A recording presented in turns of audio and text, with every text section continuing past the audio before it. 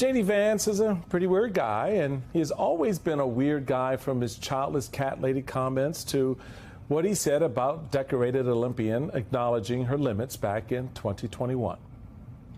What I find so weird about this, and it reflects more on the media than it does on Simone Biles, is that we've tried to turn a very tragic moment, Simone Biles quitting the Olympic team, into this act of heroism. And I think it reflects pretty poorly on our sort of therapeutic society that we try to praise people not for moments of strength, not for moments of heroism, but for their weakest moments.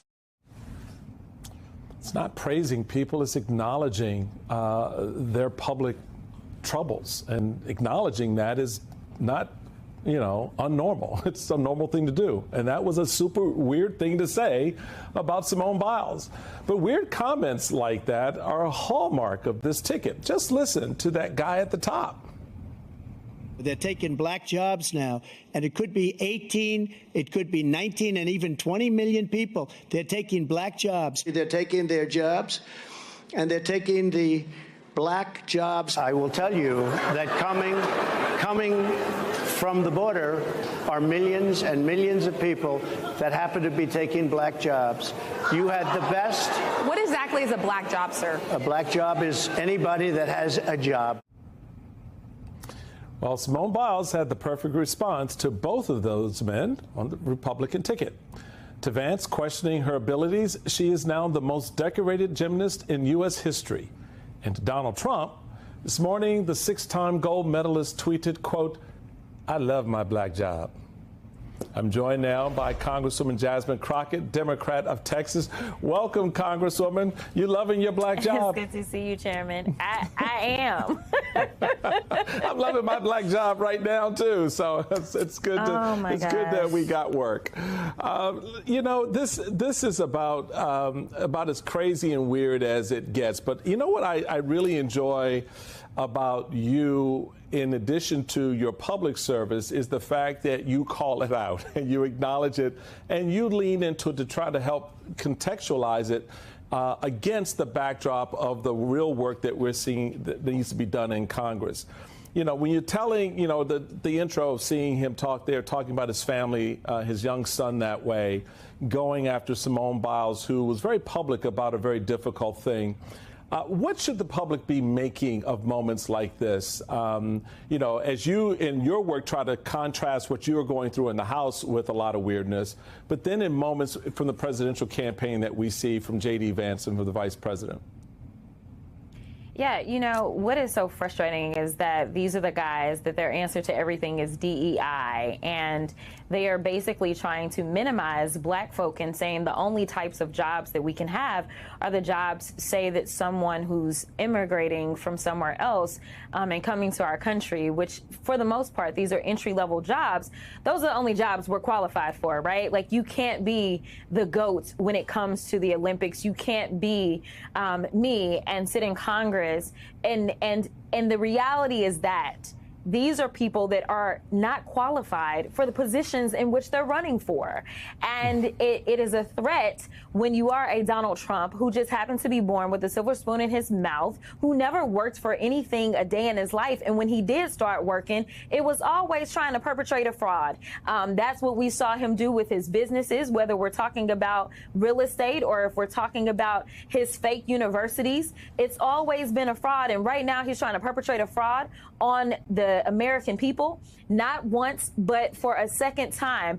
And we rejected it the second time. And I'm looking forward to him being rejected again when a black woman shows him that her black job, her next black job, is being the president of the United States. Yeah, that'll be quite a moment, and particularly when you think about what Politico has as a headline about J.D. Vance, suggesting that the vice presidential picks don't matter. So that tells us what he thinks about his job that he's trying to go after. So, and really in so many ways, when you looked at and saw the evolution of those moments at NABJ, the National Association of Black Journalists, you really saw Donald Trump being confronted with the question, okay, tell us, you brought this up, what is it?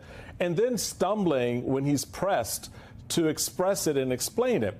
Same with DEI. You know, when he's asked, okay, what about DEI? And he's like, well, define it. Yeah, diversity, equity, and inclusion.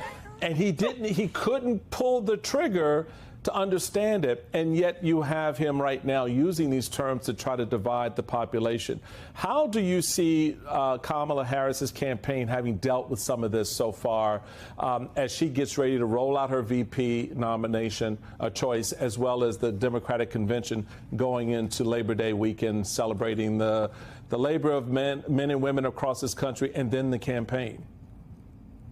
Yeah, so, you know, what I tell people all the time is that the vice president has been a black woman her whole life. I know that Donald Trump tried to say that she just became one at some point in time. I got news for him. She came into this earth as a black woman. She will leave this earth as a black woman. And so what people don't understand is that this is the skin that she has lived in.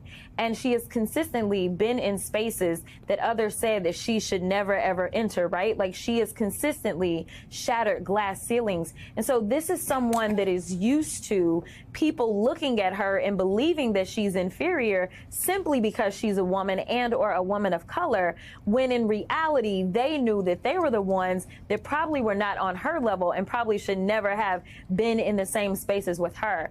And so I think that she is handling this with the grace that she has, but at the same time, just like Simone Biles knew how to clap back, when we saw the vice president right here in Atlanta, Georgia, clap back and say, listen, you got a lot to say it to my face. What he's going to learn is that black women, one thing we are very good at is the clap back.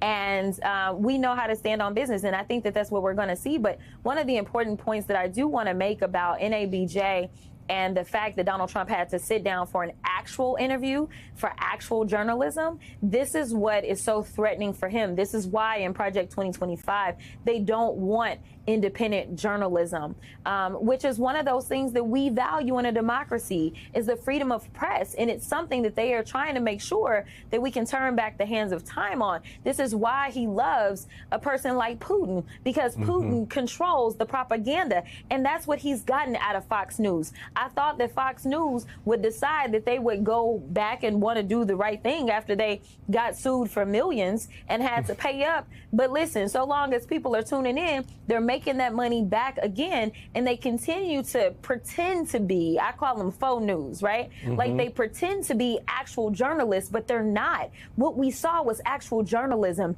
And honestly, the only time that Donald Trump seems to be challenged is when there is a black woman on the other side, whether we're talking about Letitia James, or we're talking about Fani Willis, or we're talking about the vice president who will become the president, or we're talking about those black women journalists such as Rachel that decided that they were going to say, no, sir, and follow up and try to get answers. It's what we actually needed in the last debate. And if he does decide that he's going to come out from his scary little corner and debate the vice president, I do hope whoever ends up being the moderators, that they learn a thing or two and go back to what journalism looks like, and they hold his feet to the fire.